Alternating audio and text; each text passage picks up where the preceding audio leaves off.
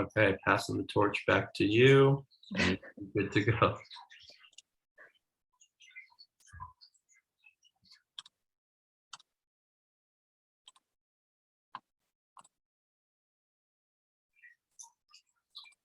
Looks good on my end. Awesome, go ahead. Okay, awesome.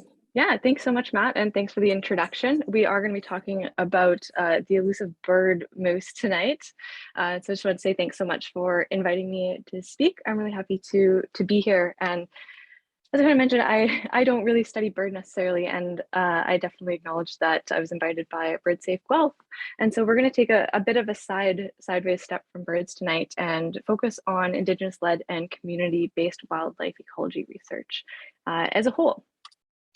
And so to start, just as a bit of an introduction, as Matt said, hi, I'm Kathryn. I also go by Kate, and it's so great to be here tonight and this evening. So to start, I thought I would share just a little bit about myself and how I've come to be where I am and in the work that I'm doing. So I consider myself to be an outdoor generalist. And so I love doing pretty much anything outside, particularly things that take me deep into the forest, whether that's through cross-country skiing, winter camping, backcountry paddling, simply running down a trail as fast as I can so I feel like I'm flying. Whatever it really is, I tend to enjoy it. And that's mainly because it is through these activities that it really forced me to slow down and develop a deep admiration for the species and the land that I'm sharing these experiences with. I'm originally from Winnipeg, Manitoba, which is in Treaty 1 territory, the original lands of the Anishinaabe, Cree, Oji-Cree, Dakota, and Dene people, and the homeland of Métis Nation. I come from mixed European ancestry on both my mom and my dad's side, and I recognize the harm that has been brought to Indigenous peoples by my ancestors. And so as a descendant of settler ancestry, I recognize that I have benefited from colonialized systems, and I hold this responsibility to use my position to uplift Indigenous voices and to really recognize that responsibility in the choices that I make every day, both professionally and in my personal life as well. A little bit about my educational background. I received my Bachelor's of Environmental Studies from the University of Manitoba in 2020. Yay for pandemic graduations. And then shortly after that, I began my Master's of Science at the University of Guelph within the WISE Lab. And this work is co-supervised by Dr. Jessie Popp and by Dr. Joseph Northrop from the Ministry of Northern Development, Mines, Natural Resources, and Forestry. And so tonight I am calling in from Guelph, which is on the homelands of the Anishinaabe peoples and the territory of the Mississaugas of the Credit. So thank you so much for everyone for coming out tonight. And upon making this presentation, I realized there wasn't really much of a description on what I was going to be talking about.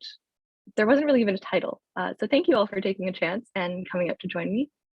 As I go through just a few housekeeping things, I welcome you to type in the chat all of the animals that you see here on the bottom. And that's going to give you a bit of insight as to what we're going to be talking about tonight. And if it's all right with everyone, I'm going to be going over a number of different projects that are happening within the WISE Lab at the University of Guelph. I'll definitely talk about my research quite a bit, just because that's what I am most knowledgeable on. But otherwise, I thought rather than focusing on just one species, it would be more fun to explore a diverse set of different projects, because I'm sure we have a diverse set of an audience here tonight. Again, I do fully disclose that there is no current research within the WISE Lab that is on birds, and I recognize that I was graciously invited by Bird Safe Guelph. And so rather than focusing on the specifics of this research, I hope to focus a bit more on the values within our research and how we aim to do research in a good way within the WISE Lab. Feel free to ask questions at the end. I will say there's a good chance I may not have the answers, but I can absolutely help point you in the direction for additional resources and help navigate to who's going to be the best person to ask those questions to.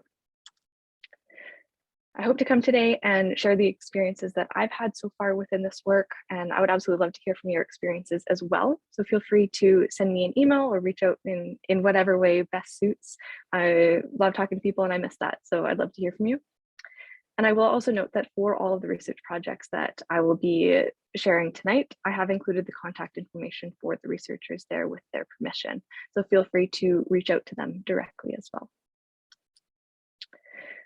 So let's begin with the WISE Lab. And the WISE Lab is guided by the incredible Dr. Jessie Popp, and this stands for the Wildlife, Indigenous Science, and Ecology Lab.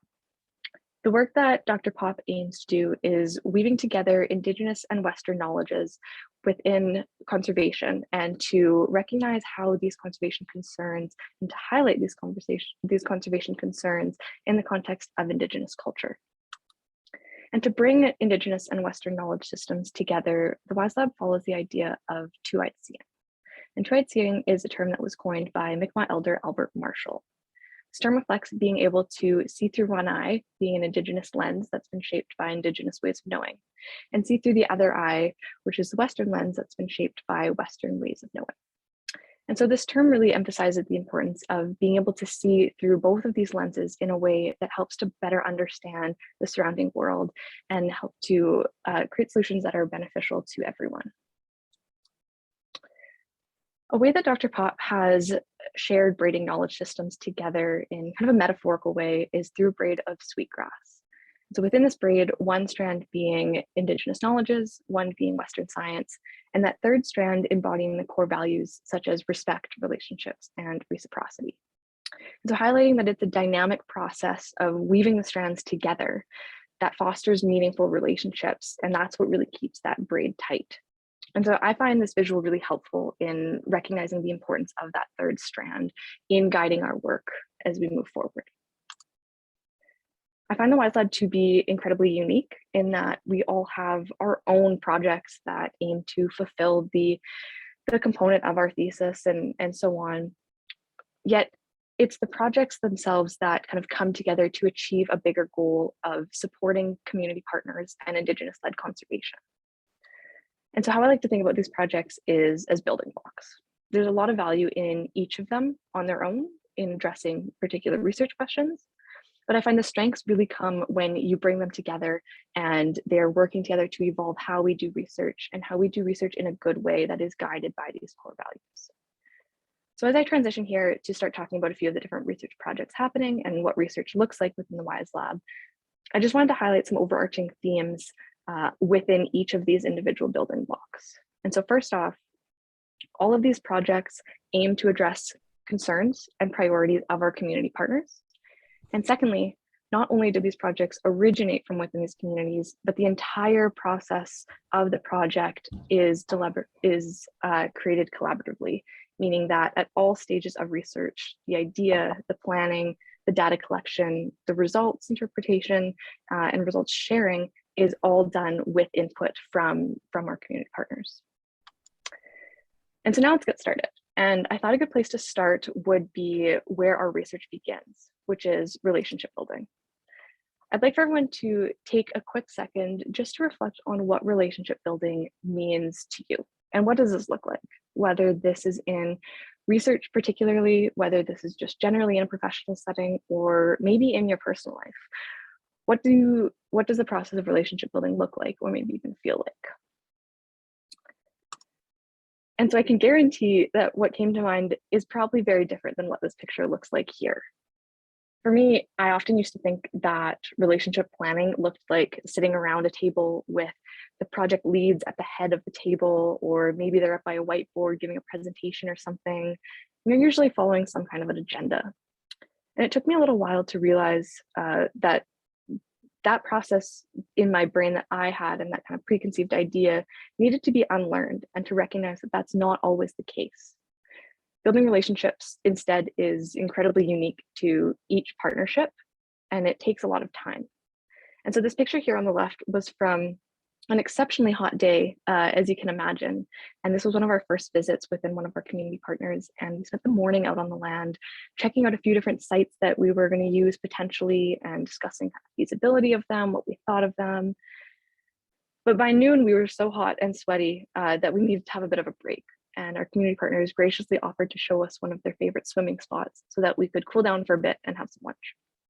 And believe it or not, it was while we were swimming within this water that we actually confirmed the next steps and the approach that we'd be taking for our research going forward. So this is something that I absolutely never would have imagined would encompass kind of the planning stages of research. And then on this other side here, I just want to highlight that these opportunities for relationship building exist at all stages of research, not just during the planning stages. So this picture was taken during a late season visit to some of our sites when we made the 45-minute trek in to get to our river access point, only to realize that our paddles were missing. Now, because of the time of year that we were going, we kind of had a bit of a window. We were facing shorter daylight periods, and we were just able to sneak in this kind of overnight multi-day trip in this window that aligned with everyone's schedules. So we didn't really have the time to take 45 minutes to go back, get some new paddles, get back, and then cross the river and be able to get to our sites. So what do? Naturally, you have a paddle making competition. And so here you can see one of our community partners at the back here with a lovely paddle that has been made from a big stick and then a repurposed Ziploc bag with random mulch debris inside of it to help use that as a paddle. And so during the next couple of days, we had endless discussions about where the paddles could have gone, who may have needed them, what research was happening, and we had many different hypotheses about what could have happened. And I'll get into camera trapping a little bit more in a few minutes, but it just so happened to be that we put up a trail camera along our river access trail. And this revealed that it was in fact us 3 months earlier that brought the paddles up with us.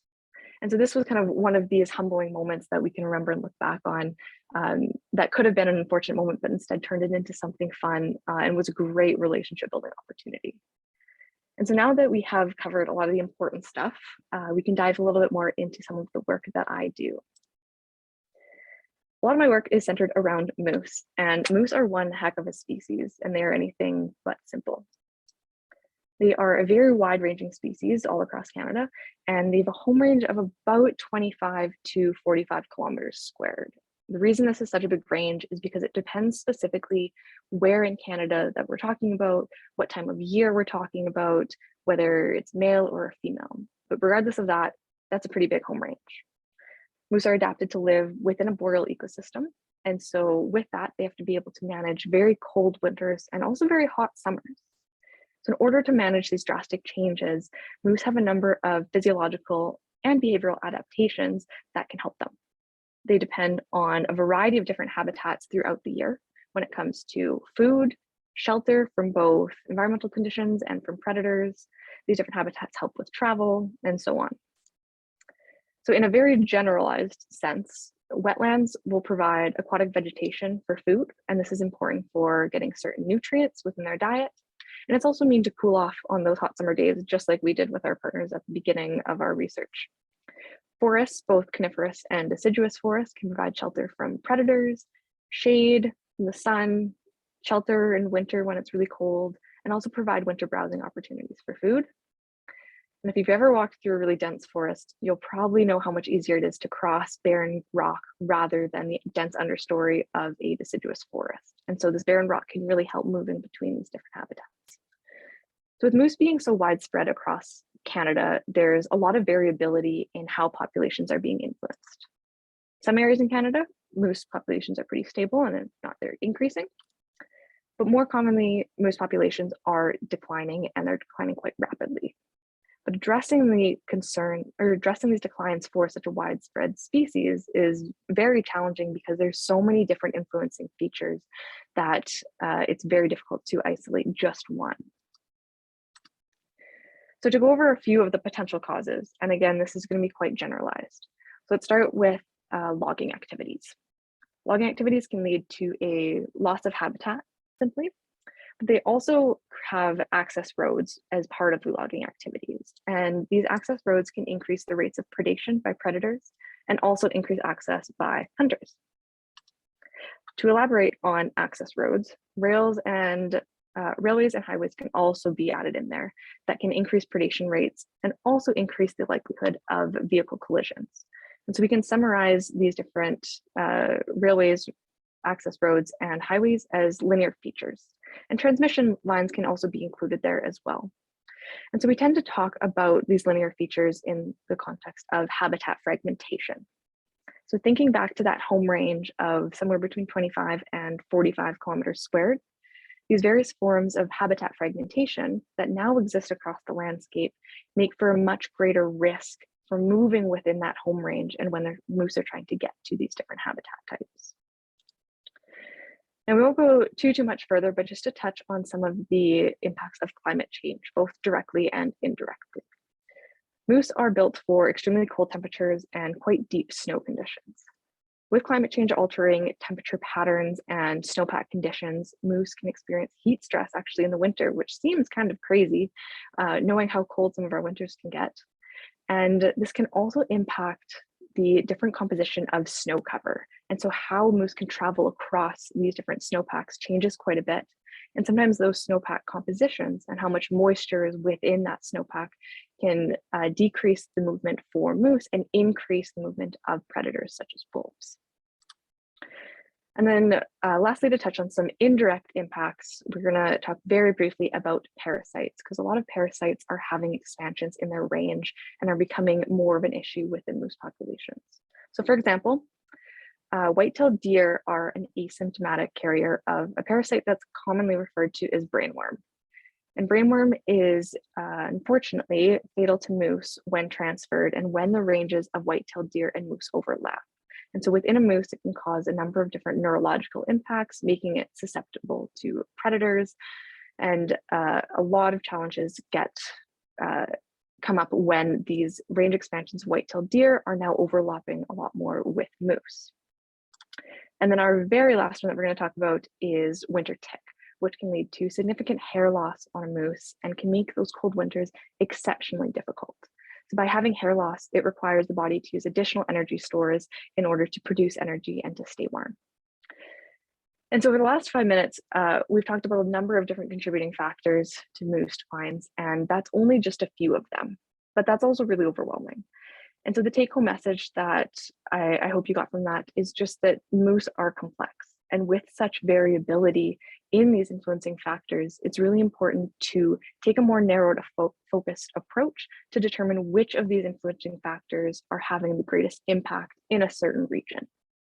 So to do that, we are going to scale in.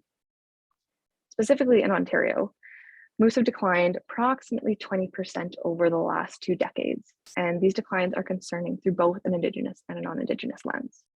Within Magnetawan First Nation, who is our partner on this project, having healthy moose is directly linked to having a vital source of food, a means of fostering social and cultural traditions, and also being able to engage in ceremony. So without traditional moose hunts, teachings, knowledge, and ceremonies, they aren't being passed down through generations and able to stay alive through those oral traditions. The vast majority of community members within Magnetawan have noticed a change in moose populations that are declining and have noticed that there are not enough moose currently within their territory in order to fulfill these needs.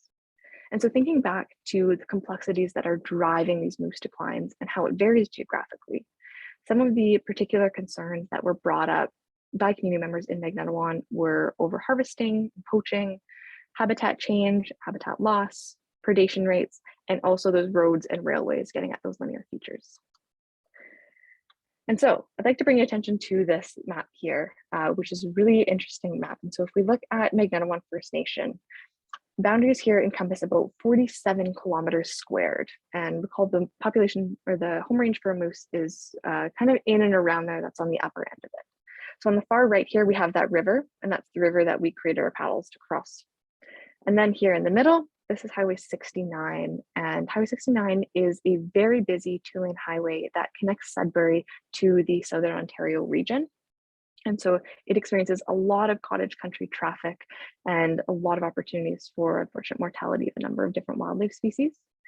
The other thing with this highway is that it's going to be undergoing construction over the next couple of years to transition from a 2-lane highway to a 4-lane highway. And then moving on to the left, we have this railway here that is very active. And then we have one more highway that is just a 2-lane highway there. And so beginning to address the concerns that have been expressed within the community, there was interest in developing a community-based monitoring program. And this can help understand specifically within this region how moose are using the landscape and the influences of these linear features on moose. There was a preference to use non-invasive methods. So rather than collaring moose and tracking them in that way, that led us to camera traps. And camera traps are a motion activated camera that can be placed anywhere in the forest, and it can take pictures, videos, both of whatever is kind of passing in front of it. And it can last for months at a time, however long your batteries will last. Camera traps are a tool that are becoming much more popular within wildlife monitoring as a whole because they're quite inexpensive. They are not disruptive to wildlife, so they're quite non-invasive, and they also collect a lot of data with kind of minimal effort on behalf of researchers. So to use trail cameras, we set up a total of 58 cameras across this stratified grid here in MAG last summer. And so what we're hoping to do with these sites is to assess how moose are using these different areas and how they're using these different habitats. And then interpreting that in the context of how these linear features, meaning the highway and the railway, are influencing the movement of moose across the territory. It took a few weeks, a couple bug bites, and a whole lot of wet feet. But with a lot of help from our community partners, we were able to get all of our cameras out across the land. Some things that we learned right off the bat: you will always get yourself on camera. And so anytime you know what's happening, might as well make it fun. And then secondly, the animals that you're studying are probably going to be a lot more curious about what you're doing rather than you are about what they're doing. And so on the right here, this is a camera that we visited in late November, and it had obviously been of interest to some animal. Quite a few of our cameras had scratch marks on them or even punctures within the lens. But this one in particular really took quite a beating. And so it was the latch on the bottom was fully open, it was scratched, it was punctured, and the battery pack from the bottom was actually fully ripped out and had not been uncovered, unfortunately. But long and behold, my greatest fears subsided when we confirmed that there were in fact moose on our trail cameras and our program would actually work. And so a lot of these sites looked at how many moose are detected per a certain number of trap days. And essentially what this gets at is getting a greater insight into what areas within MAG are most important and seeing a lot of moose, and what areas aren't seeing so many moose. And this can be generally described as a term relative abundance of moose across the landscape. And so with the help of community members, we can help interpret how these moose are using the landscape and what areas of MAG are most important. And one of the big benefits is, since this is a community-based monitoring program that will outlast my time in a master's program, this program will be able to look at how moose are changing within the landscape from year to year, and particularly in the context of the highway construction, how moose are using landscape beforehand, how they're using it during, and then how they're going to be using it afterwards. So within this camera trap program, camera traps have been an excellent tool to use. And that's because, yes, they're looking at the relative abundance of moose, but they also allow us to focus on a few other components that are of interest to the community, like health. And so something that we briefly touched on beforehand was winter tick and how winter tick can lead to hair loss across moose. And so this picture on the right is from the Globe and Mail, and you can see quite a bit of hair loss here. And so just by visually assessing the amount of hair loss, you can get an idea on whether it's been bad winter tick year and if it's becoming more prevalent from year to year. And so on the left, we have two pictures here of moose that we caught on our trail camera. So just by having that side profile and that visual of the moose, you can look at things like hair loss, and you can also look at general body composition and seeing if that moose is appearing to be in healthy condition. And then you can look at other things like behavior and how moose are using the areas and using these different habitats. So on the top left and the top right, this is actually the same moose that crossed right across the camera frame and then laid down and took a snooze in this fen for upwards of 7 to 8 hours. And at one point, it was even joined by 2 other moose. So we had 3 in the frame at once. And so to us, that's kind of insinuating that it's an area that moose feel comfortable in, they feel safe in, and they're able to rest there. And then the bottom is quite a curious moose. Moose tend to not be too bothered or not very interested in camera traps. A lot of other animals get very curious and tend to get up close and to smell it and scratch it, but moose usually just walk by. And so seeing this one get up close and checking out the camera was a lot of fun to see. So overall, camera traps have been a great tool, specifically with our partnership with MAG, because they can help monitor not only a number of these concerns about moose, but they also allow us to look at other species too. And that's going to take us to our next project within the WISE Lab, which is master student Claire Kemp. So Claire is a second-year master student within the WISE Lab, and she can be found absolutely flying from site to site.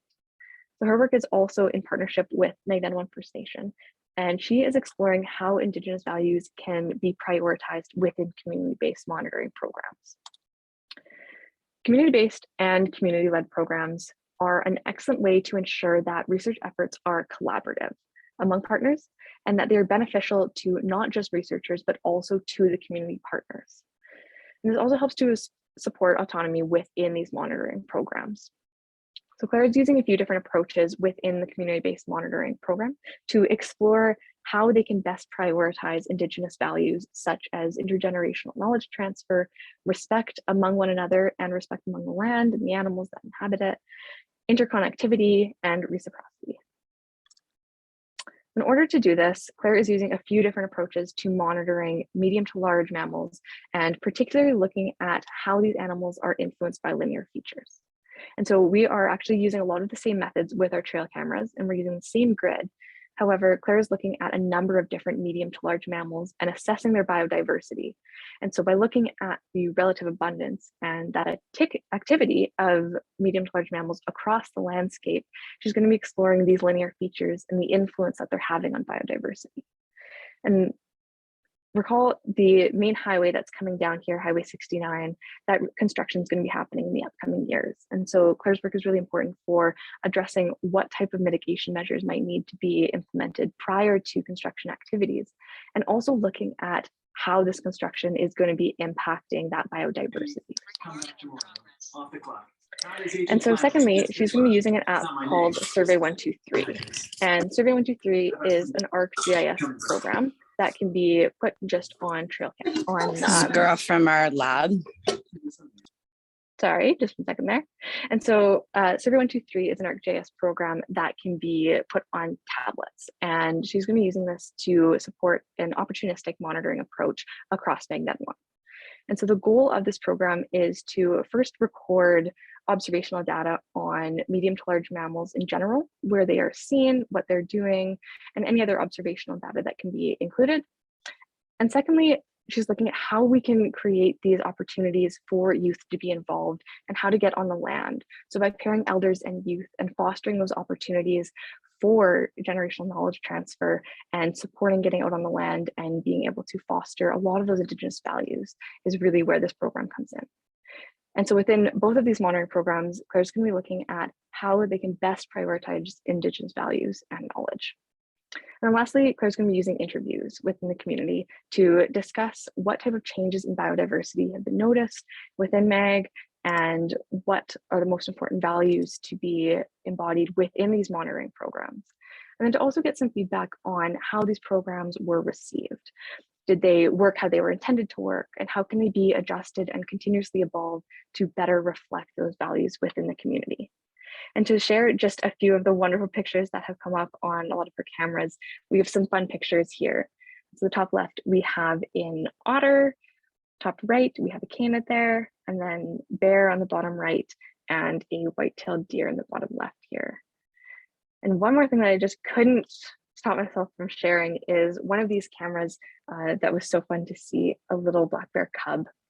And so a lot of these pictures are from a number of different weeks and are from a few different months here. And so this one bear tended to be playing and eating, running, hanging out in front of this camera lots. It could be two different cubs. We've only ever gotten just the one in the frame, but my favorite one is the bottom right there, where you can see it kind of running off somewhere else. And so from here, we're going to transition into another project within the WISE Lab, which is Kyle. And Kyle is a second-year master's student at Laurentian University. And he's co-supervised by Dr. Jacqueline Litskis and by Dr. Jesse Pop. And his project's in partnership with Shawniga First Nation and Magnetic First Nation. And it's developed based on community concerns about railways. The influence of roads on declining wildlife populations are quite commonly researched and pretty well known, particularly when it comes to reptiles and amphibians.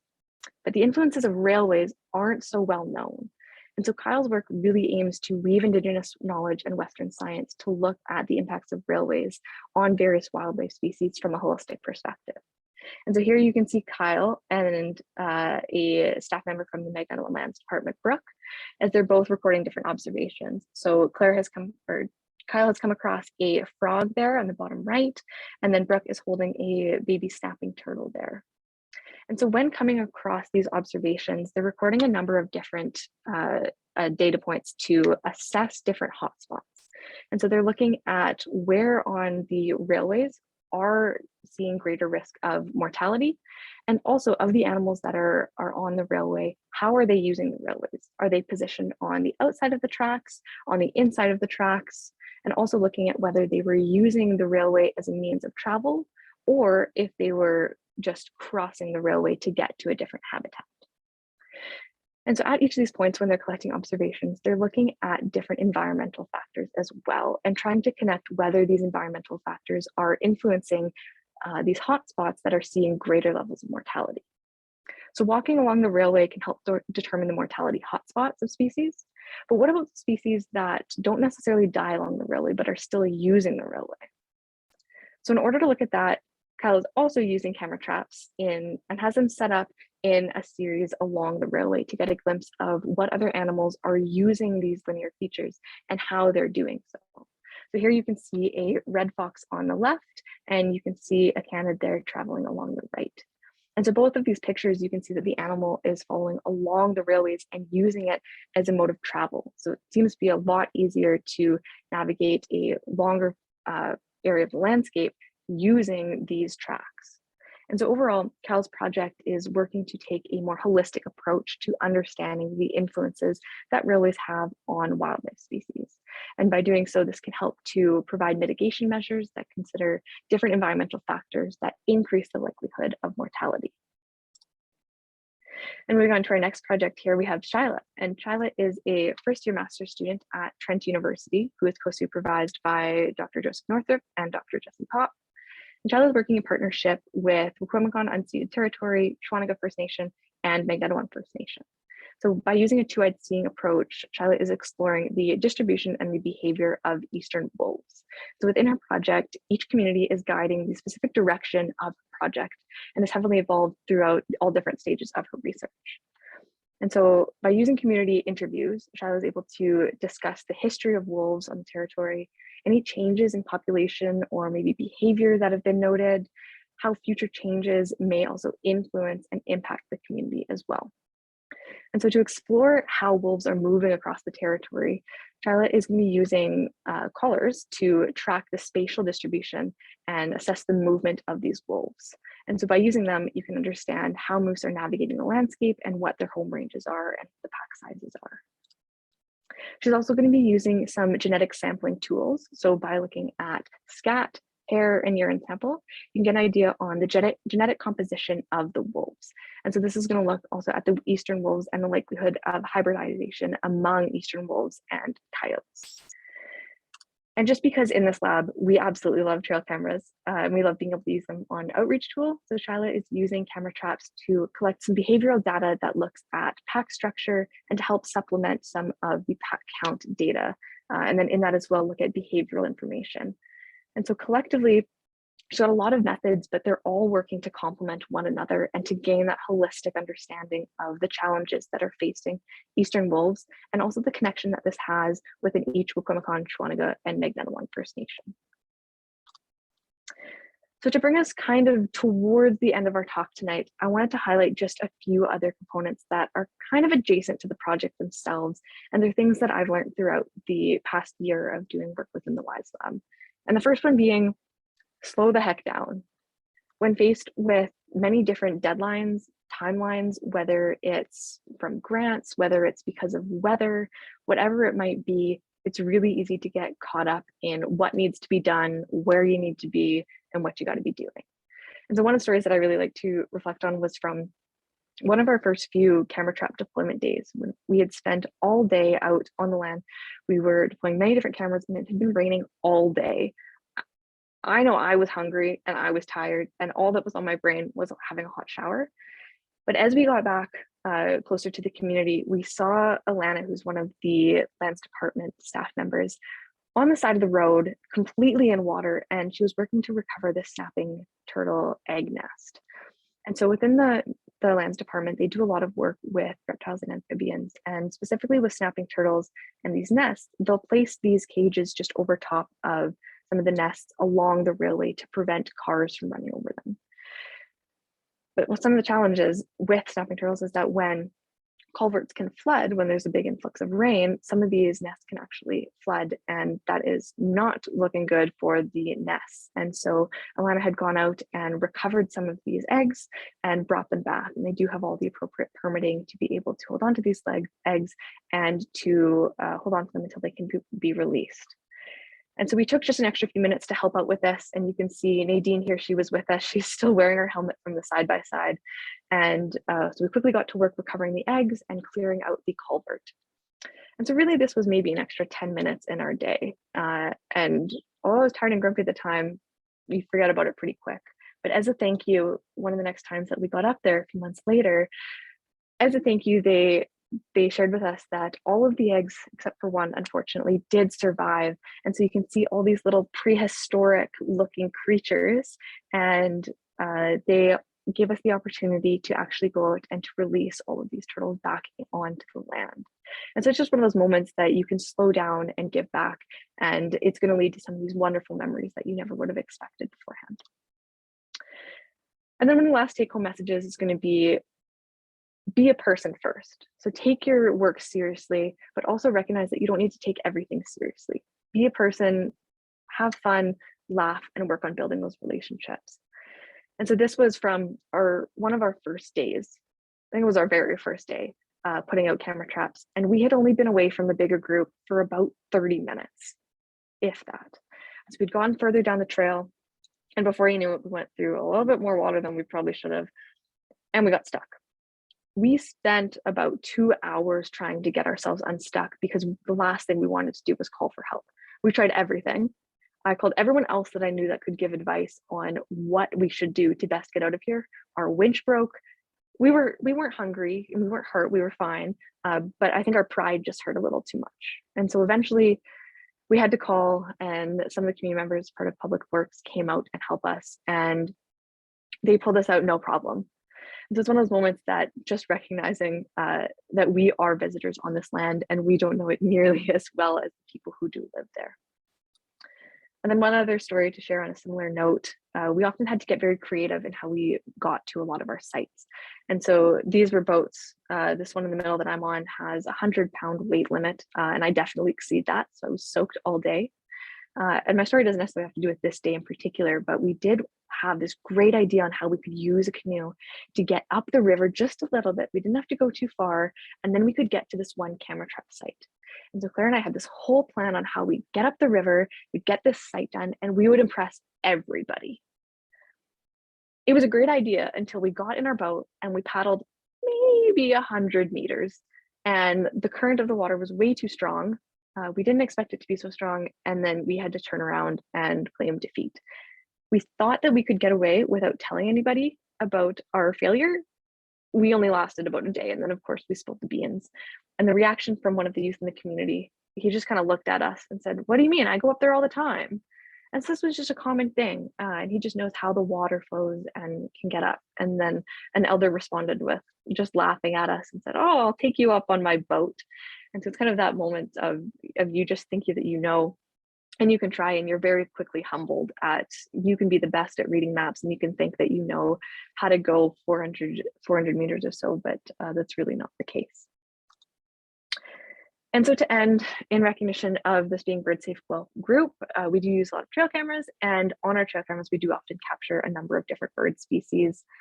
A lot of times they trigger our cameras a lot and add to our workload quite a bit, but they're very fun to still share, and we love using them for outreach tools. So I don't know if camera traps really have a use for monitoring different birds, but maybe we'll get an elusive bird creature or a rare species, and we'll be able to catch it on camera and have the footage for it. And so with that, I'd like to acknowledge our community partners, Magnan First Nation, Shawniga First Nation, and Wakonekana Unceded Territory, and also the Wildlife Ecology Conservation Lab under Dr. Joseph Northup, and the WISE Lab under Dr. Jesse Pop. And with that, I encourage you to reach out if you had any questions. You are welcome to visit our website where this research is featured a little bit more, and some of the other work that is happening in Dr. Jesse Pop's lab. And you can also reach out to any of these researchers directly. They'd love to answer any questions and have you involved and hear a little bit about any of your experiences that you'd like to share. So I will open it up to any questions or anything or any stories that anyone would like to share. That was fantastic. Thank you, Kate. Let's give Kate a round of applause, and we'll open it up for questions. Feel free to, post your question in the chat, or I encourage anyone to turn on your mic and camera and get a dialogue going. So yeah, anyone have any thoughts or questions?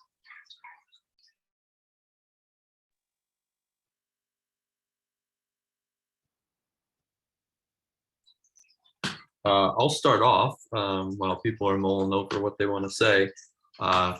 In terms of the camera trap methods for, looking at disease prevalence or body condition, I know, methods like that have been used for other vertebrate animals, but with camera trap data, how many images do you usually need to, get an accurate measure of body condition? Like, do you have to hope for multiple angles of a single moose, and how do you know that it's the same moose that you're getting those angles for, to say, okay, this is moose number 1, and we can use these kind of axes of the body to estimate or quantify some, I don't know, measure of like how healthy it is? Yeah, definitely, that's a really good question.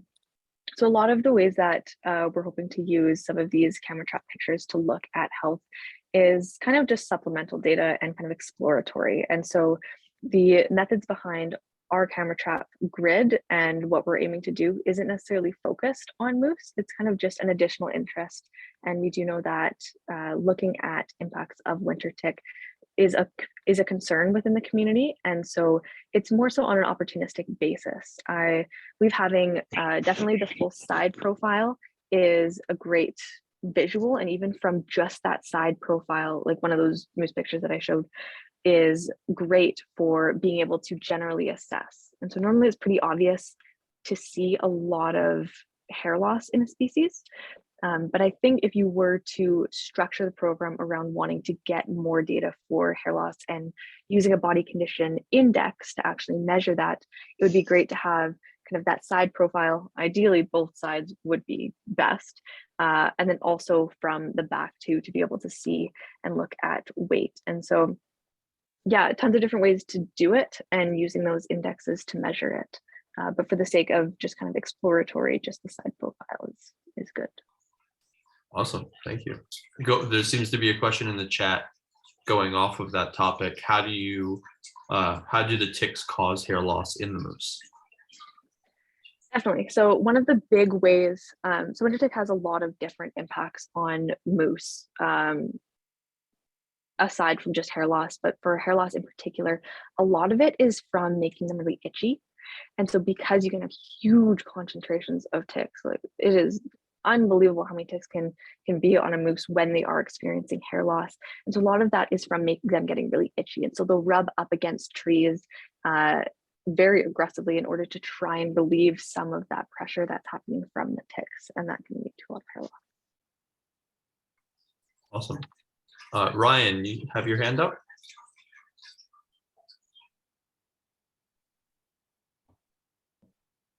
Yeah, am I on video right now?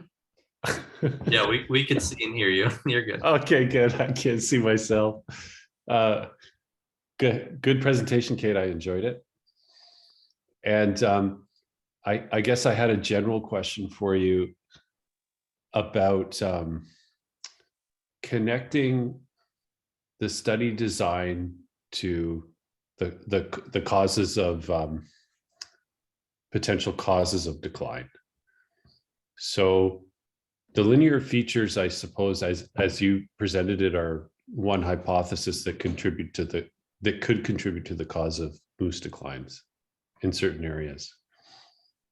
How do your results, depending on what you get? Okay, so moose are more abundant. The relative abundance of moose is higher near linear features. How does that? Just wondering, like, if you can connect that for me, how does that address whether or not linear features are contributing to moose declines or not? Absolutely. So thank you very much for the question. And moose declines in general are so complex, and I think that I will start by saying it is very difficult for anyone to say that one thing in particular is solely responsible for moose declines. Absolutely. Yeah, and so it is very complex, and it's going to be a number of different factors that are all coming together. And what you end up saying is, or what your question ends up being, is this is specifically what is leading to those declines is very challenging in order to isolate. And so what we are hoping to get at with some of our results is by looking at the activity of moose across the landscape, seeing if areas that are further away from these linear features are seeing higher levels of activity. And so whether that's across the river, let me just go back to the map for a second, because we do have kind of naturally a really neat, here we go. Yeah, that's, so, I mean, I tried to choose my words carefully there, and I said contributing to moose declines. Like, how do you determine if it's contributing? It's not going to be one factor, obviously, you're right. Yeah. But distinguishing between it contributing or it not contributing to moose declines, yeah, that's what I was kind of wondering about. Yeah, so I think so by looking at whether we're seeing higher levels of activity kind of across over on this side, and maybe higher levels of activity further away from these linear features, and seeing whether moose are tending to avoid these areas, is kind of what we're trying to get at in understanding where they are within the landscape. And we do also know from a number of community members have identified different forms of mortality on both the railway and on the highways too, that are directly contributing to mortality. So we do know from that way, there's been a number of observations of vehicle collisions resulting in that mortality. So just so I got it straight, would the higher activity away from the linear features implicate or suggest that linear features are contributing to moose declines, or would it suggest that they're not? Because if you have mortality, if you have a substantial amount of mortality on linear features, you might not see the same level of activity near linear features, right? Yeah, absolutely. Yeah, and I think that yeah, I'm really interested in seeing kind of what we get from some of our camera trap data and looking at those maps. And then I think the power in a lot of this program is going to be from interpreting it collectively with community members and having that as a means to better understand kind of what those results are meaning. Okay, thanks. Awesome. Dorothy had a question in the chat that I just want to make sure we don't skip over, asking, do the railways ever have animal underpasses? And then I guess a follow-up to that, Ashley's question about, if you could discuss when Kyle is collecting information on mortality, does he not only find carcasses, but also older, clean, bones or remains in the area? So, yeah. Yeah, so I will kind of surface level address it, and then also encourage you to reach out to Kyle directly with more specific questions. I will note that for the railways, there are not animal underpasses at any of the railways within these communities. They're a great opportunity to be able to allow animals to move across those linear features, especially for things like those smaller turtles that Brooke was holding in the picture there, because a lot of the turtles aren't actually able to get over the ridges on the railway, and so they're not able to cross it at all. And so having those underpasses can be a great mitigation measure for that. And then in regards to collecting information on mortality,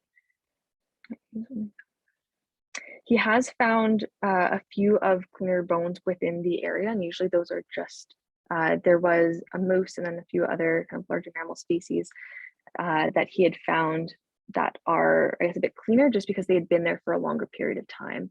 So any type of species that has died along the railways, all of the carcasses will stay there, and then they normally naturally will look cleaner. But yeah, you can definitely see a lot of different bones and stuff along railways.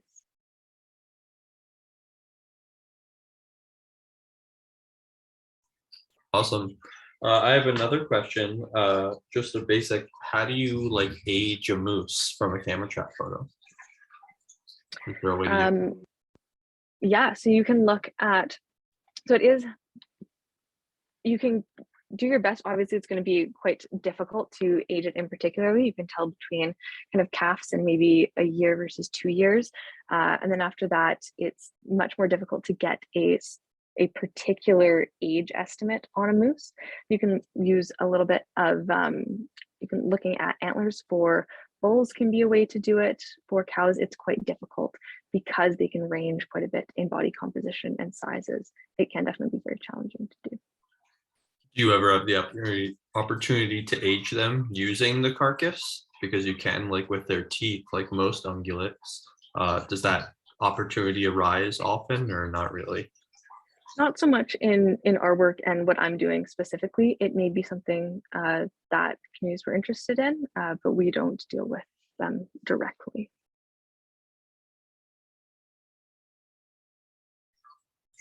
You got a question, what's been your favorite part of your research so far?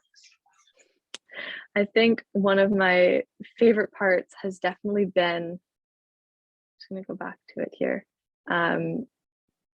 this story that I shared, and it's something that's adjacent to the actual work that we're doing, but there's so many fun opportunities that come up through relationship building and taking a step back in order to kind of be involved and to help out in different ways. And so both the act of being able to release these turtles and kind of seeing them through in this little bit of a success story, uplifting our spirits. And then also just knowing that it was kind of something that we were able to help out with as well in a way that we could give back and helping in these different ways. Awesome. Well, we're approaching 6 o'clock, and that's definitely a great note to end on. So I just want to thank Kate again for a fabulous presentation and for joining us. And we will be posting this recording on the Bird Safe Guelph website.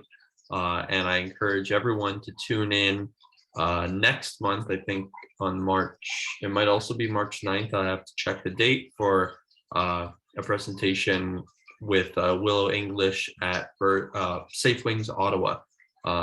So looking forward to that, and thank you again, Kate.